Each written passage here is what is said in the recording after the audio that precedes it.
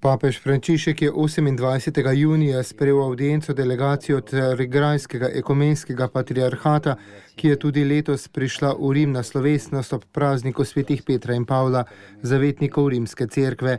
Papež je spomnil na srečanje z ljubim bratom Bartolomejem, Carigrajskim ekumenskim patriarhom. Med najinim skupnim romanjem v Jezusovo deželo je dejal: "Sva lahko podoživela milost objema, do katerega je prišlo pred 50 leti v svetem mestu Jeruzalem med najinima častitljivima predhodnikoma, Atenagorom I in Pavlom VI. Ta preroška gesta je po Frančiškovih besedah dala ključni zagon hoji, ki se zahvaljujoč Gospodu ni več ustavila. Skupno molitev na Kristusovem grobu, kjer se lahko z roko dotaknemo temelja našega upanja, je označil za velik Gospodov dar.